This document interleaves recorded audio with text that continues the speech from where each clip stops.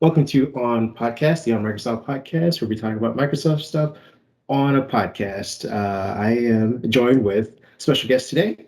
We got Shane. We're bringing him back because we have some hardware stuff to talk about. And my co-host normally is actually on vacation, so you'll be seeing a new background, a different person. Don't be alarmed; it's still Microsoft stuff. Actually, more of it. So I will get into the breakdown right after my co-host for today tells us a little bit about himself.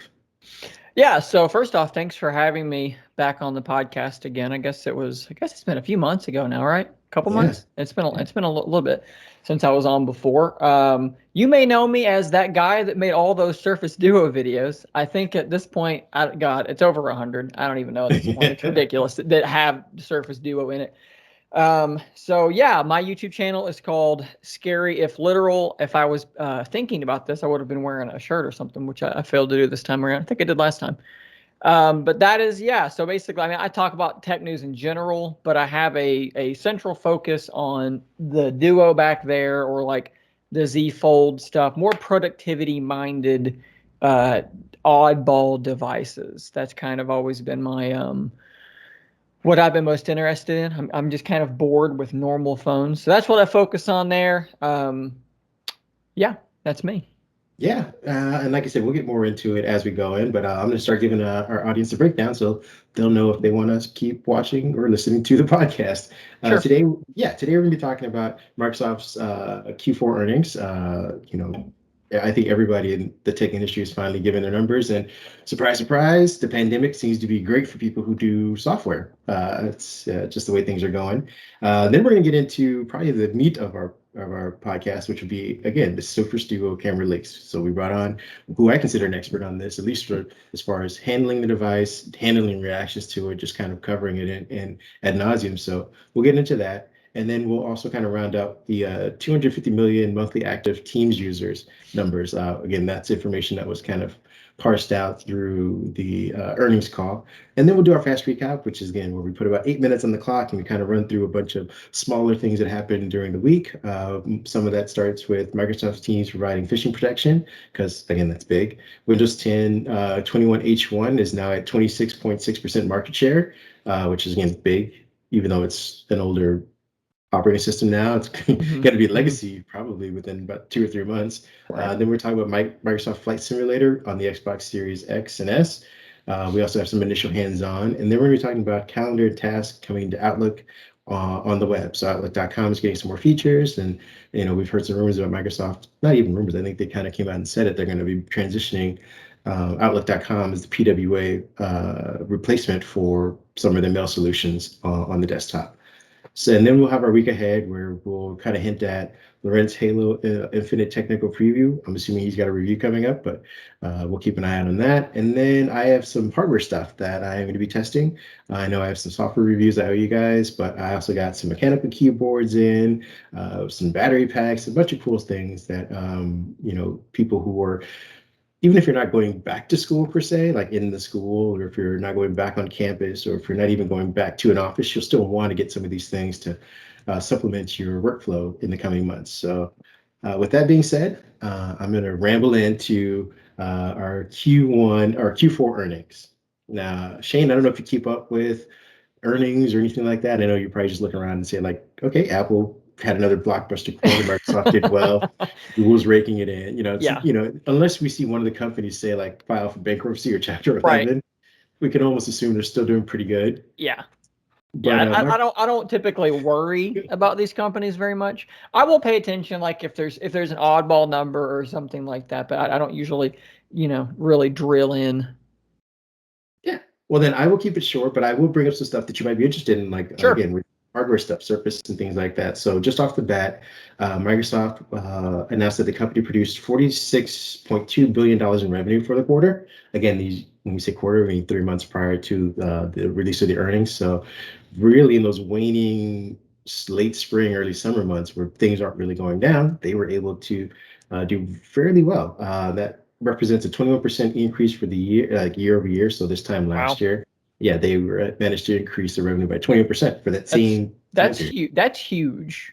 At least Again, as far as I'm concerned. I used yeah. to be in retail, I used to run retail stores, and if I posted a 21% comp year over year, my district manager would have been taking me out to lunch. That would have been a very good thing to do. So that to me sounds like a massive increase. Well, like I said, it's during those waning months. So it'd be different if, like, this is Christmas time and you're telling your boss, Yeah. like, oh, we increased 7% over the holiday quarter. It's like, well, we normally have pretty robust business, but you can tell your boss, like, right before summer when no one's spending money, you were still still pandemic-ish, and you're Mm-hmm. able to increase that. It's showing, and I'll get to why in a second.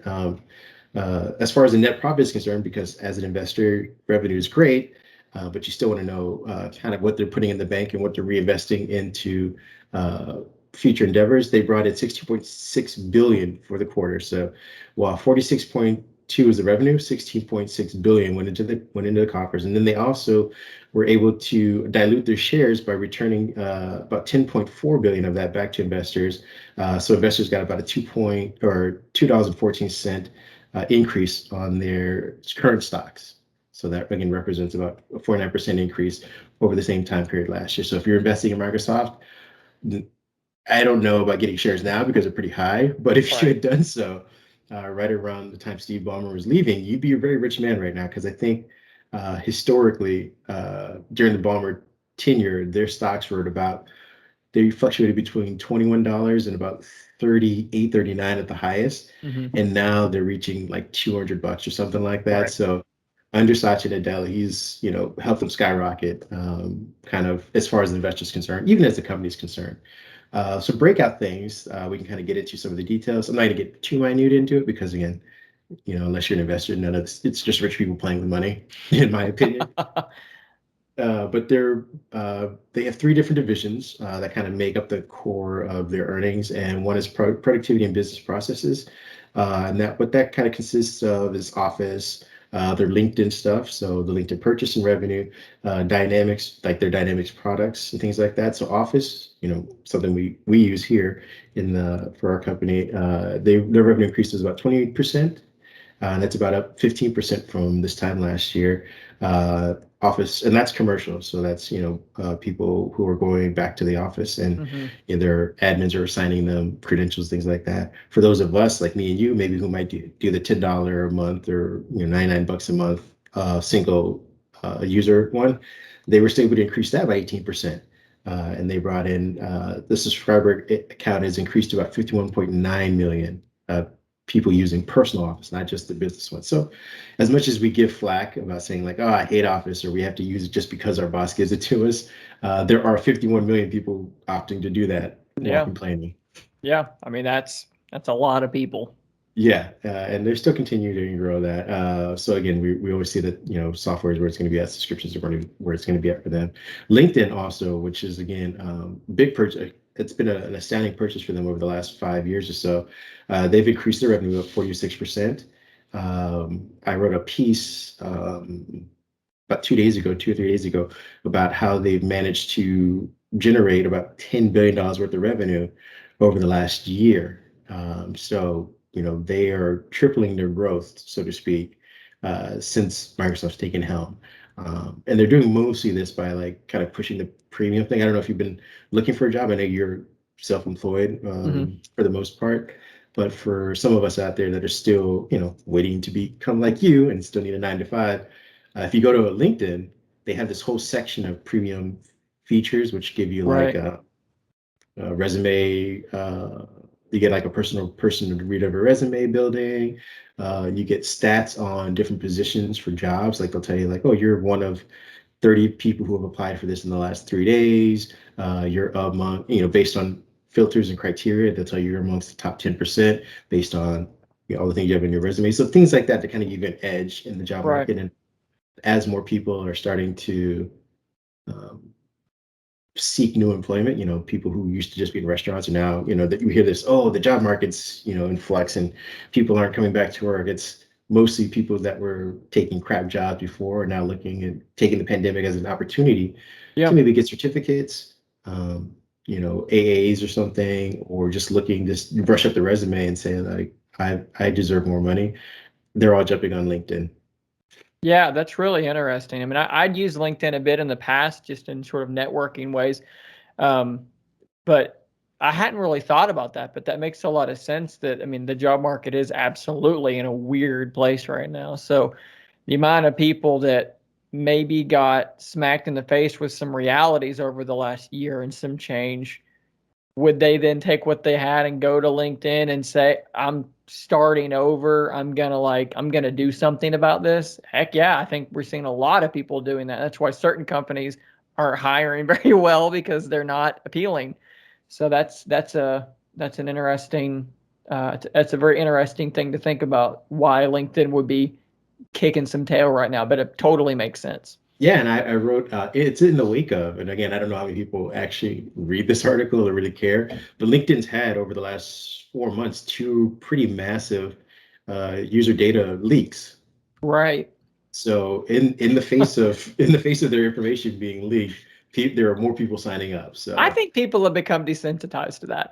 I I I went agree. back to Edge here just the other day, and I got a pop up, and it said like 89 of my passwords had been leaked. And you know what? You know what I did?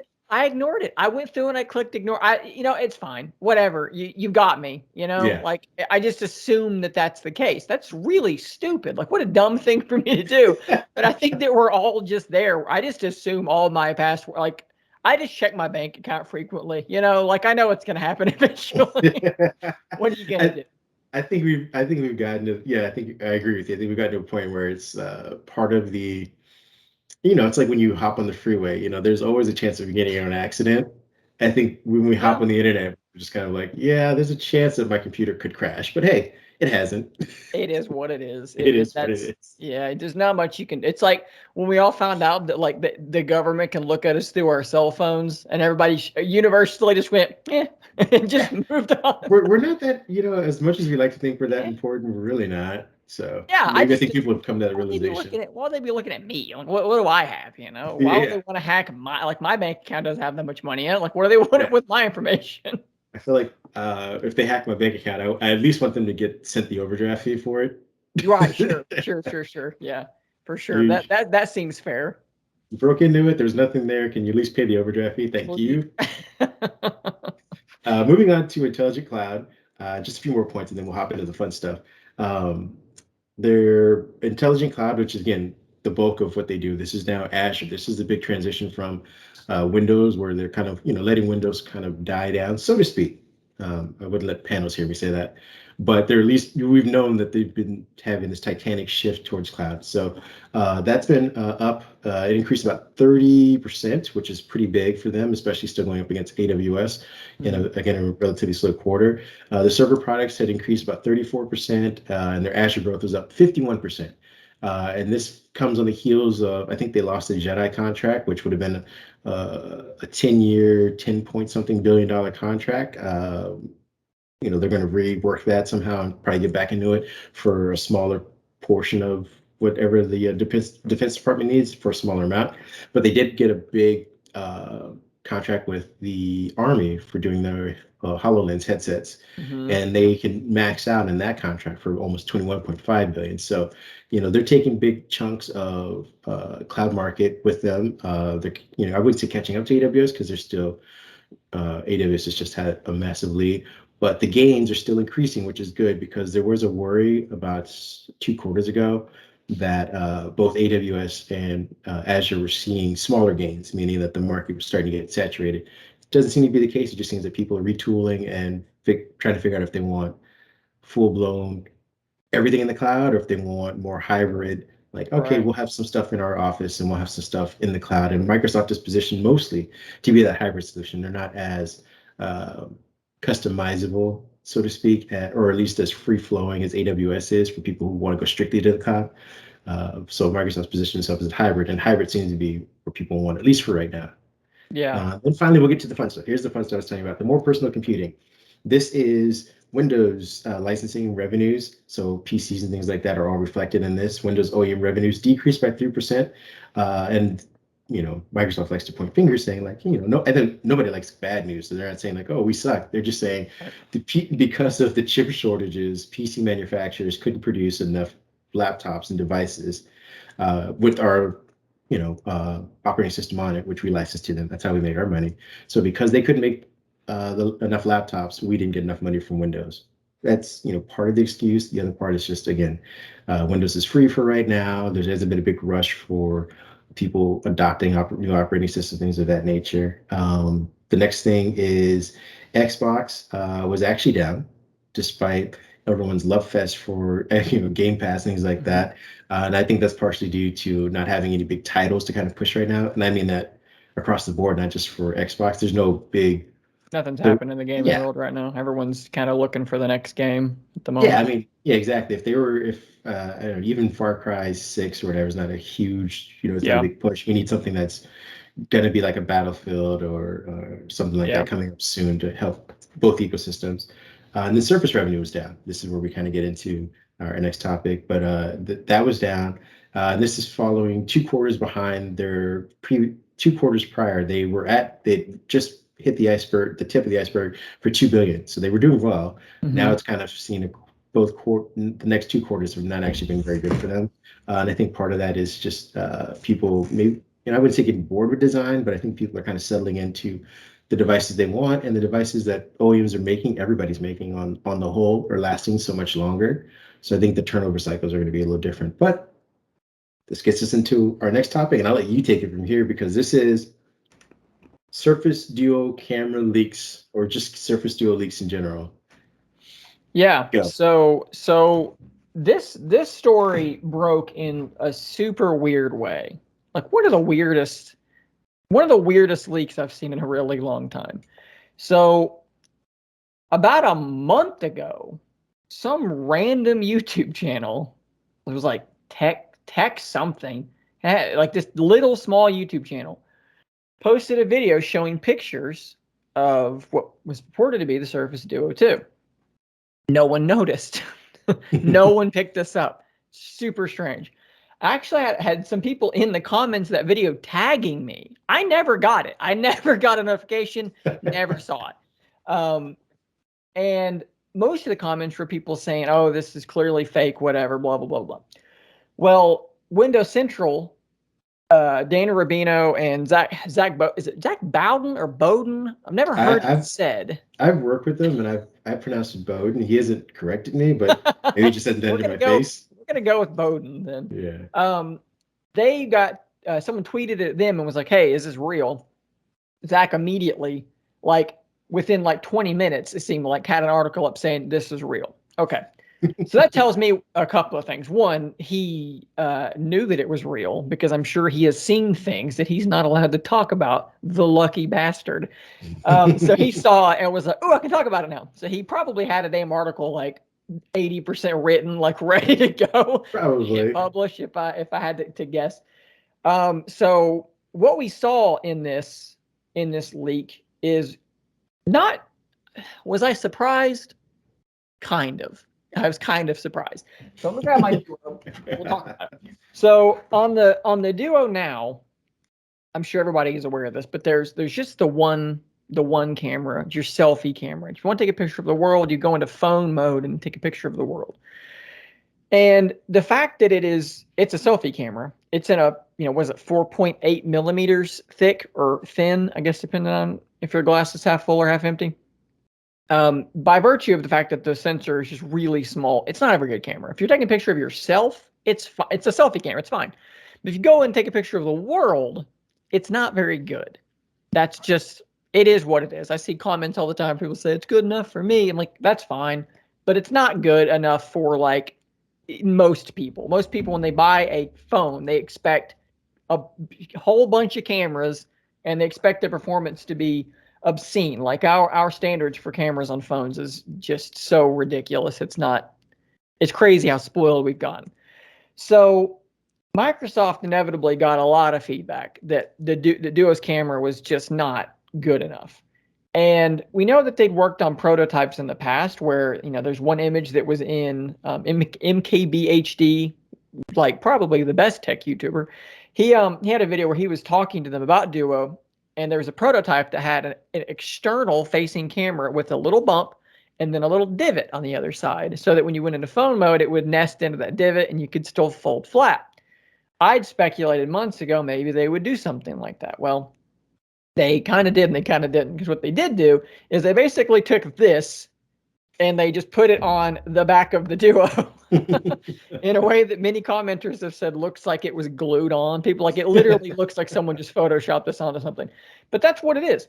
It is on this, I believe it's on that side, the left back side of the left screen, rather large triple camera bump, more than likely a standard wide and ultra wide in a telephoto.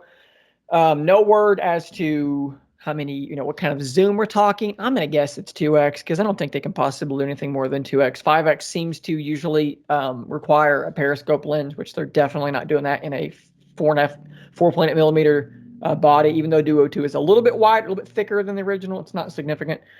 So we're getting a rather large camera bump. And of course, everybody freaked out because that means, of course, that when you go into phone mode, it's not going to close all the way. And everybody collectively lost their minds. And I've spent the last week trying to calm everyone down.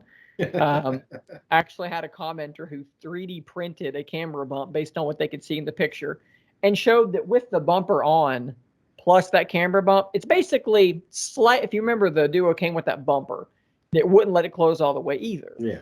And the camera bump is like a tiny bit more than that bumper. So everybody needs to calm down.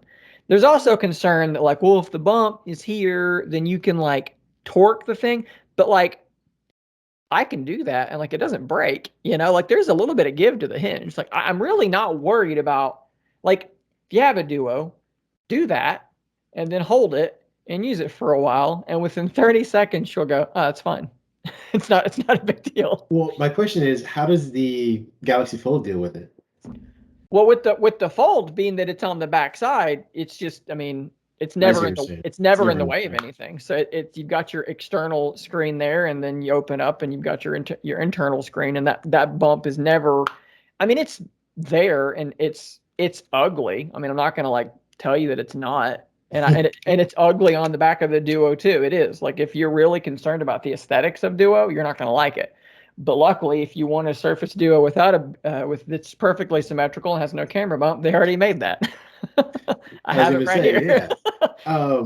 I mean, as far as the camera's concerned, that's we've listed. I think Windows Central again is also reporting that they're going to update a lot of the internal stuff as well. Because I know the camera is kind of a focus of everybody's, because they don't seem too concerned about the fact that they're going to update it with a Snapdragon 888 system on the chip. So that's the most recent one. I think the first Duo had a generation prior Snapdragon 855. So it actually was by the time it was out, like the Z Fold was coming out with the 865, or maybe right, exactly, maybe even the Z Fold 2, I should say, might even be the 65 plus if I'm remembering right. So they were behind on the hardware.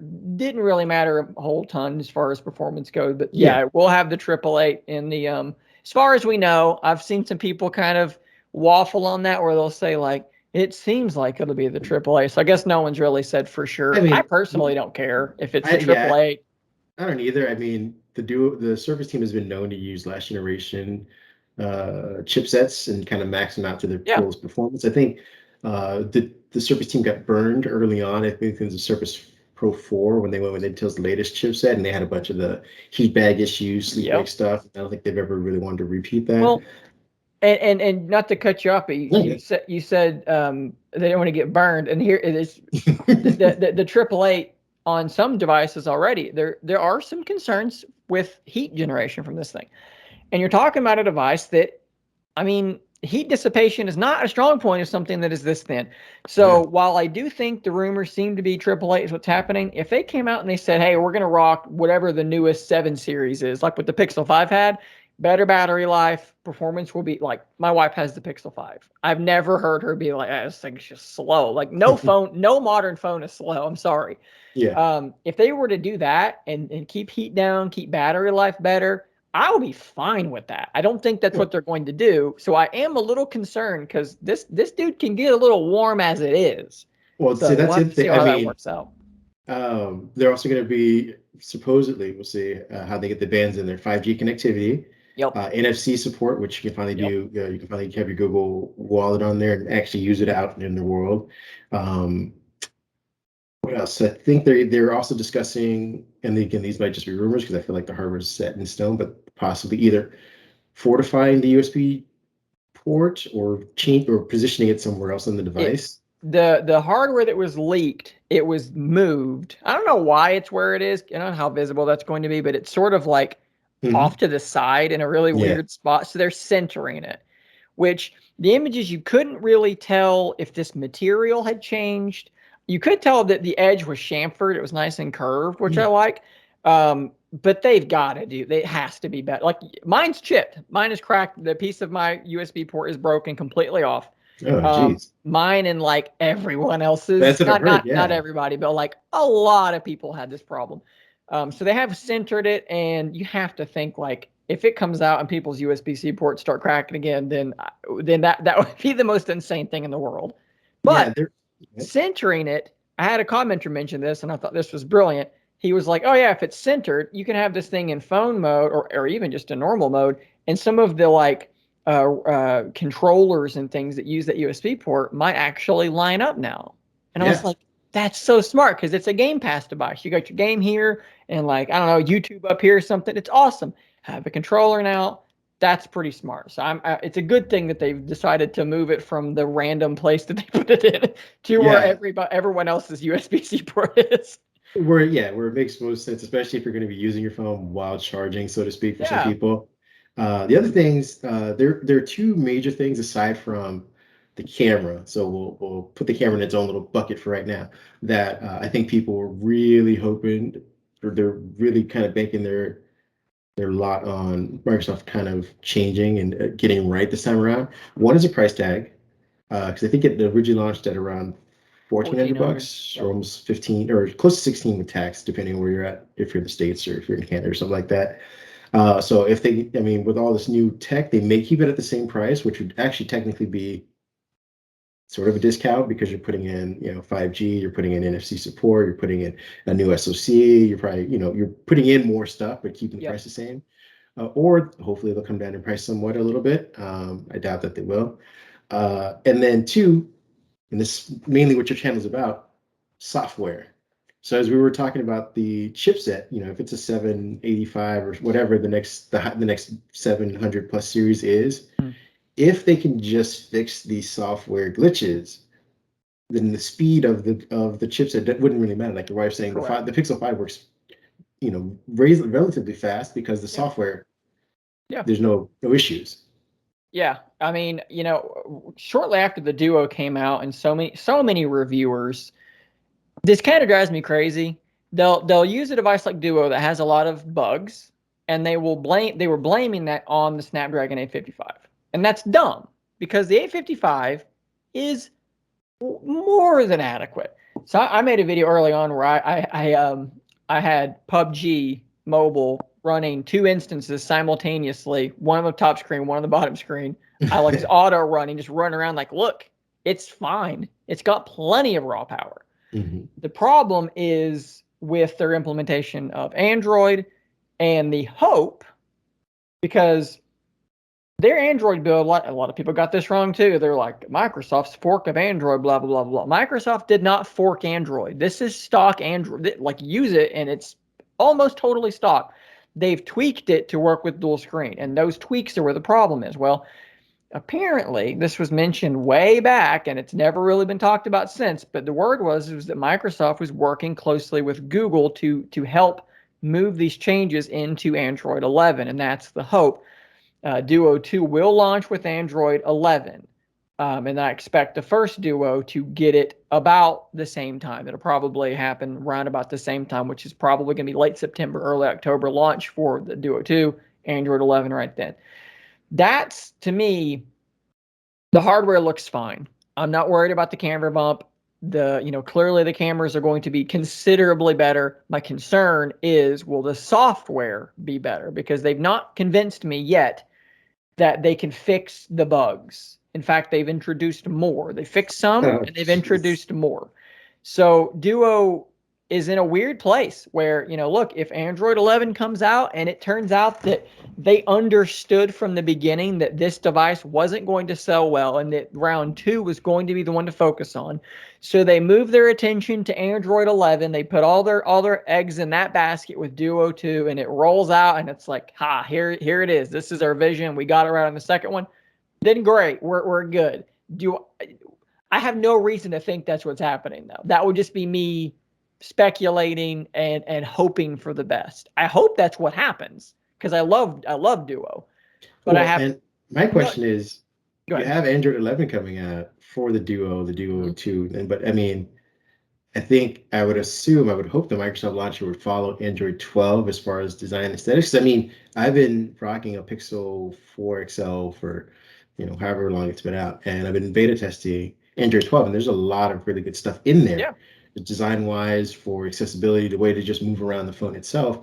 And when I go back to Microsoft Launcher, I'm like, if you could implement the same stuff, that'd be great. So I understand that they spent the last year, and this is in a perfect world, just toiling away in the garage. Like, we're going to nail Android 11 perfectly. Yeah. But with people getting Android 12, it's like, well, yeah, guys, you're still way behind. Yeah, for sure.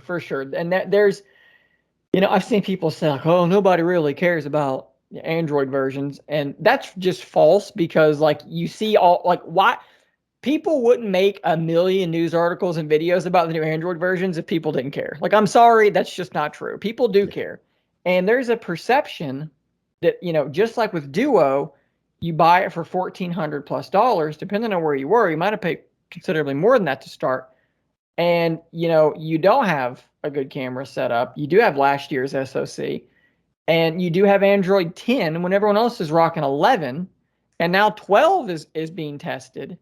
And you're going to be running 11 now. Like that perception-wise, that can be a problem for some people, that they want the new things. And like that's, I remember when I used my OnePlus 7 Pro, they were right there getting the betas as early as anybody. And that was cool. I liked that. It made it feel like they're quick, they're reactive, they're doing their thing. Whereas Duo consistently feels like you're sitting back wondering, like, what are they doing? Are they are they making any progress? Because we're not getting any communication. Change logs would take a week to get, in the beginning, it'd be like a week before, not a week, but it'll be like 2 days, and then your update change log comes out, and people are just sitting around going, they're doing the thing where they're like, it feels faster, and I got so sick of hearing feels faster. I'm like, get the hell out of here with feels faster.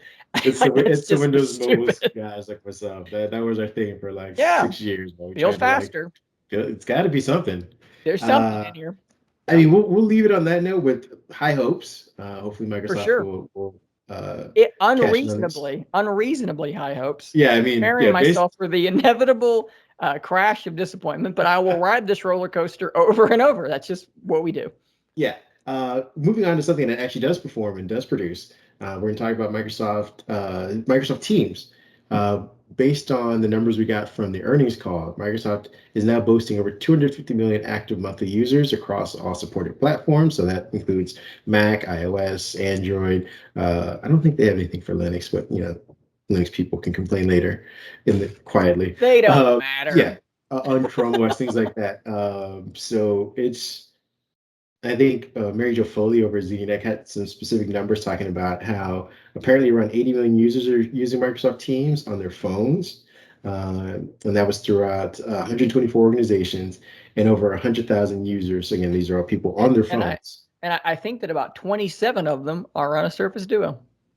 Those are my numbers. I just, I think you might be shooting a little bit high.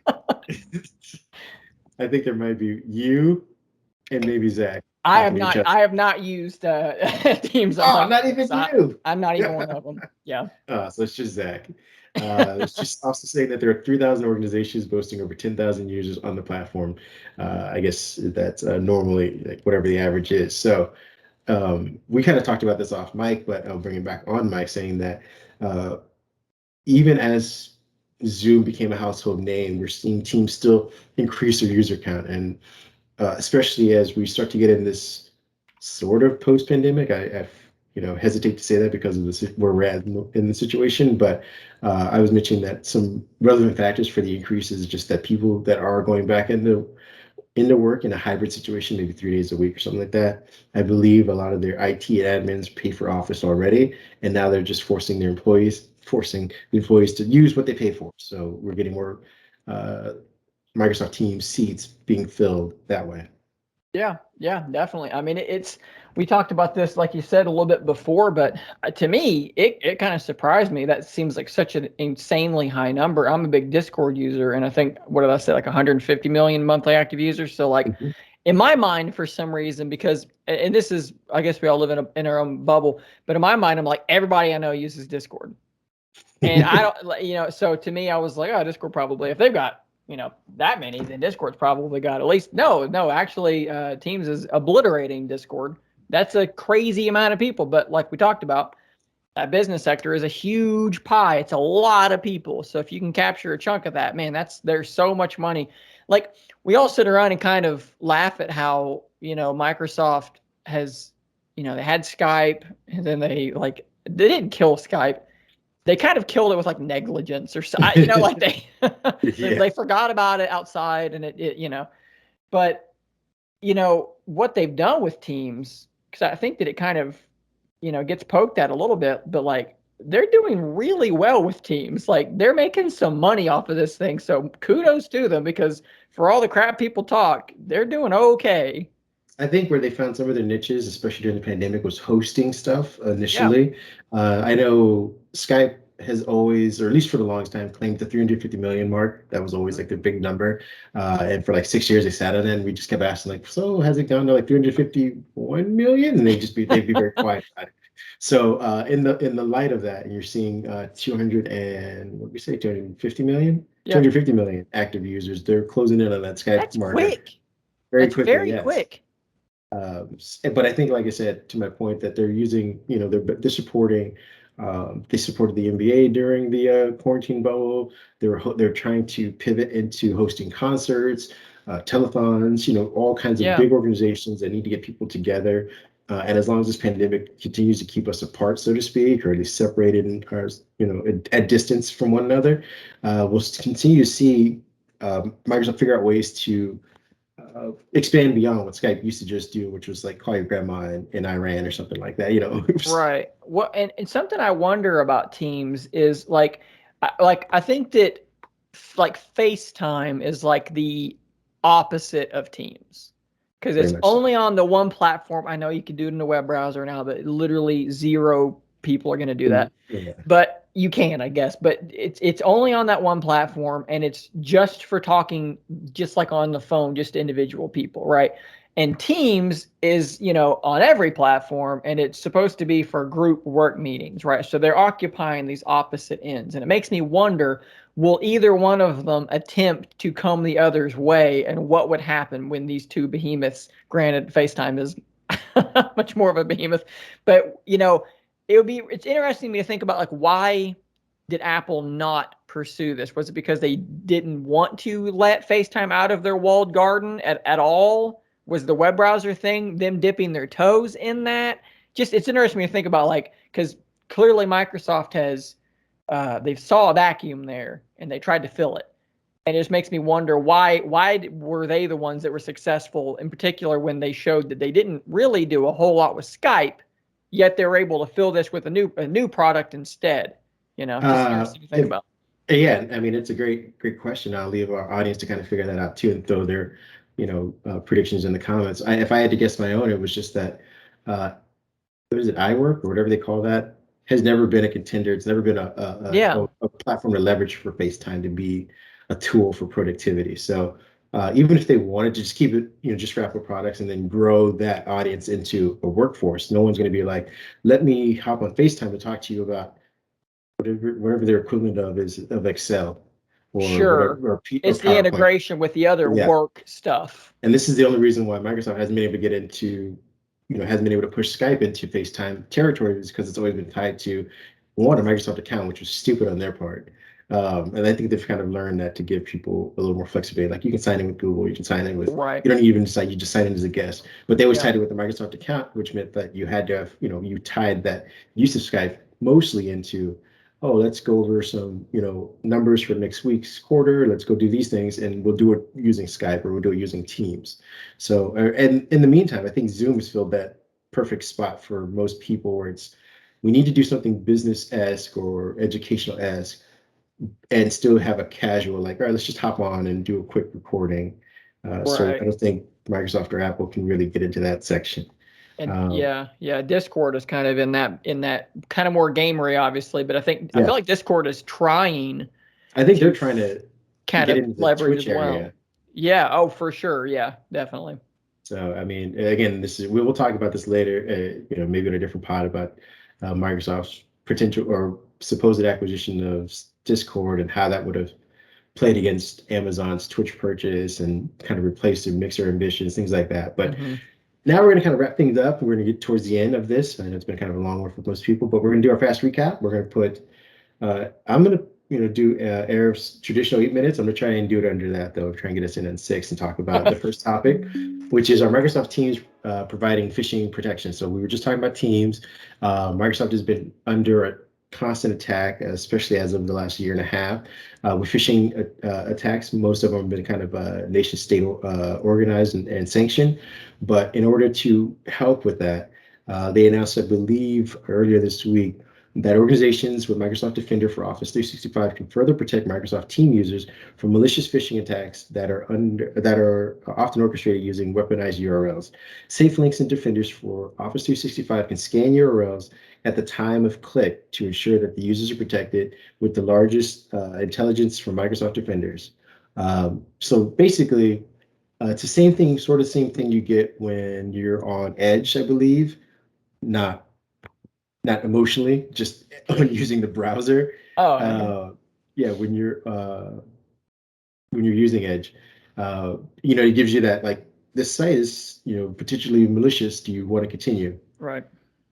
So you're going to be able to do that with Teams now. If I send you a link, say, hey, go check out this website, or go pull down our cloud documents from this link.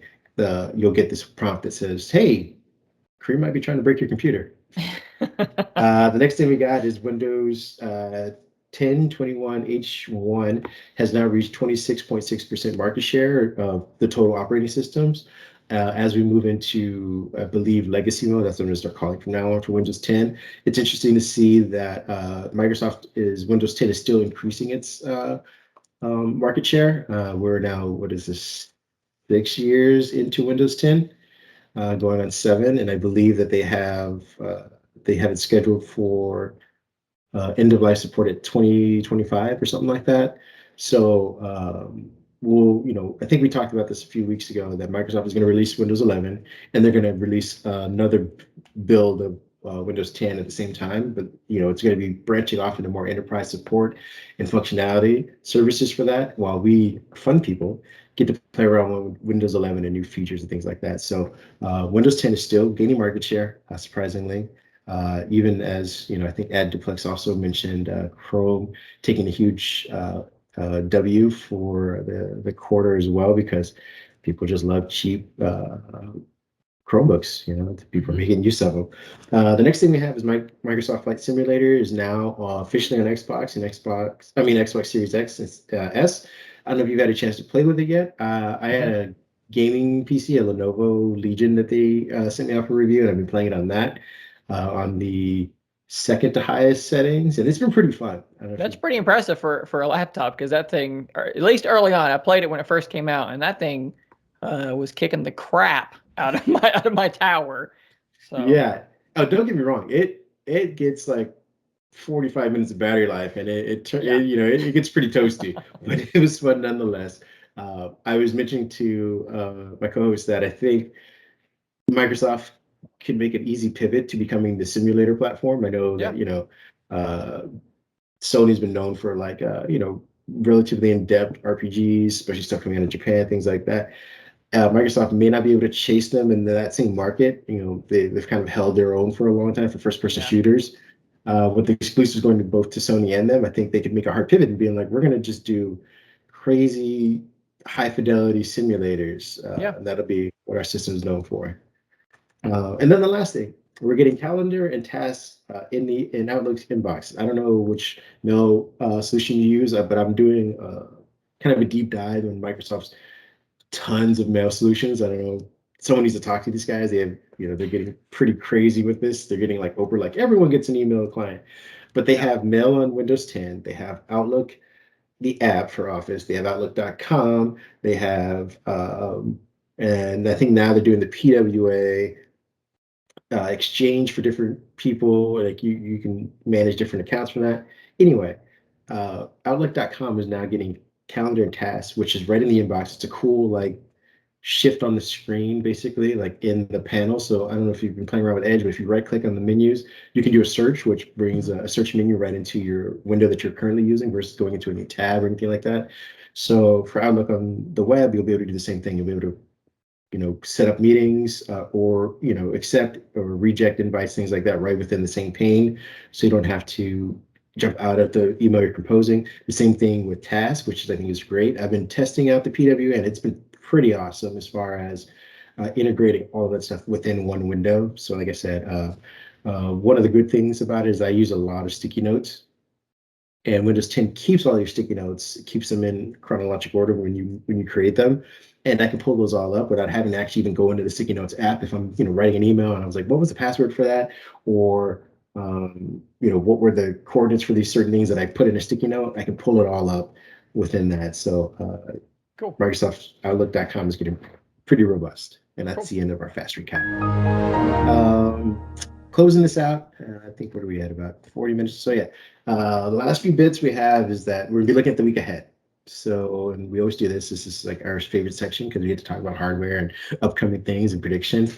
In our week ahead, we have one of our managing editors is Laurent, who's going to be writing hopefully about his Halo Infinite experience. He's gotten the technical preview, I believe. It's been rolling out. He was super frustrated. He would like send in the chat every day the disappointed meme from like I think whatever, what was that show? Not Conan, was it? Or with I don't know. Kevin Sorbo, whatever it was.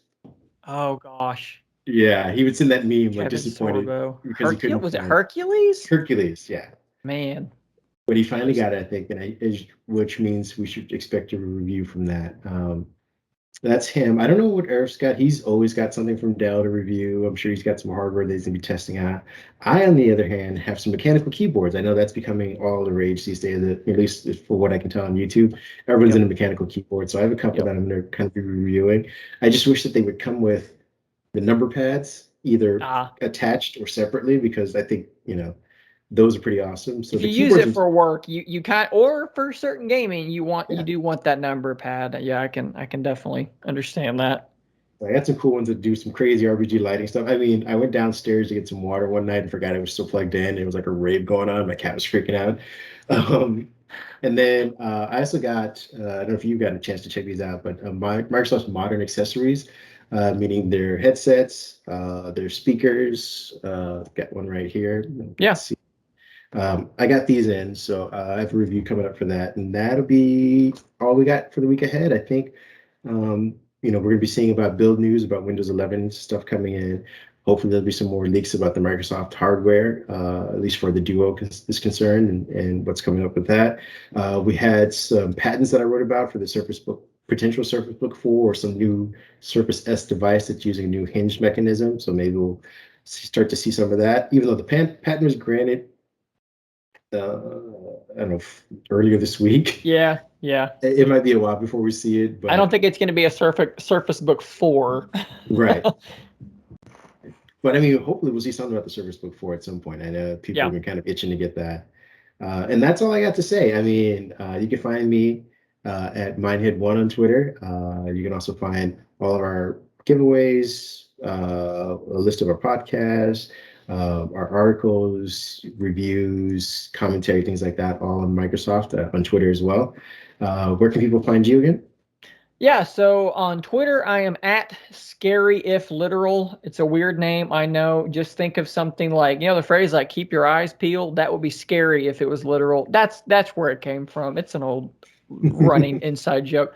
And then also on YouTube, you can either search for Shane Craig or Scary If Literal. Pretty much anywhere, scaryifliteral.com. It'll all get you there.